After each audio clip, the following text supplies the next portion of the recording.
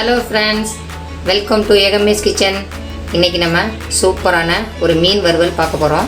இதுக்கு நான் கோலா மீன் எடுத்துருக்கிறேன். ஒரு முள்ளுத்தான் இருக்கும், இது மாதிரி இருக்கும். மீன் வந்து ஒரு 1/4 கிலோ எடுத்துருக்கிறேன். அதுக்கு மிளகாத்தூள், வெறும் மிளகாத்தூள், தனி மிளகாத்தூள் 1 ஸ்பூன் எடுத்துருக்கிறேன். தனியாத்தூள் 1 ஸ்பூன் எடுத்துருக்கிறேன். கார்ன்ஃப்ளவர் மாவு 1/2 ஸ்பூன் எடுத்துருக்கிறேன். தேவையான அளவு உப்பு, ஒரே ஒரு லெமன் எடுத்துருக்கேன். இப்போ நம்ம அதில் எல்லாத்தையும் போட்டு நம்ம பிசைஞ்சிக்கலாம். இப்போ நம்ம மிளகாத்தூள் போட்டுக்கலாம். உங்களுக்கு தேவையான அளவு காரம் போட்டுக்கோங்க.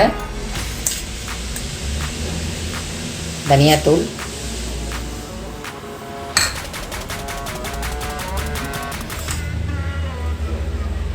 கார்ன்ஃப்ளவர் மாவு,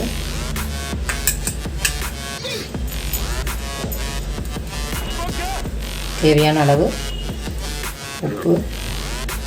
இப்போ நம்ம நல்லா புழிஞ்சிக்கலாம். இந்த அளவுக்கு பாதி போதும். உங்களுக்கு டேஸ்ட் பார்த்துட்டு பத்தலைன்னா கொஞ்சம் வேணால் புழிஞ்சிக்கோங்க. இந்த மாதிரி நல்லா பிசைஞ்சிட்டு ஒரு 10 நிமிஷம் நீங்கள் ஃப்ரிட்ஜில் வச்சாலும் சரி, இல்லை வெளியில் வச்சாலும் சரி, அதுவே லைட்டாக தண்ணி விட்டுரும். அதனால தான் நான் எதுவுமே ஊற்றலை. அந்த லெமன் ஜூஸே போதும் உங்களுக்கு. அப்போ தான் நல்லா வறுக்கிறதுக்கு சூப்பராக வரும். இப்போ நம்ம 10 நிமிஷம் கழித்து நம்ம பார்க்கலாம்.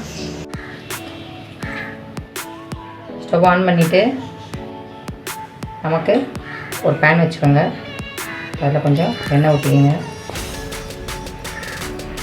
நீங்கள் வேணும்னா இருப்பு சட்டியில் கூட வறுத்துக்கலாம். இதை பாருங்கள், இந்தளவு நல்லா ஊறிடுச்சு. இந்த அளவுக்கு நல்லா ஊறிடுச்சு. இப்போ நம்ம அதை வறுத்துக்கலாம். இப்போ வறுத்துக்கலாங்க.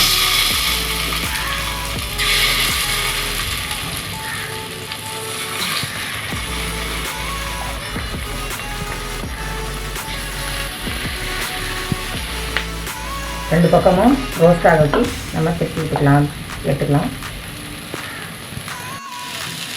இப்போ நமக்கு 2 பக்கமும் ரோஸ்ட் ஆகிடுச்சு. இப்போ நம்ம எடுத்து பிளேட்டில் வச்சுக்கலாம்.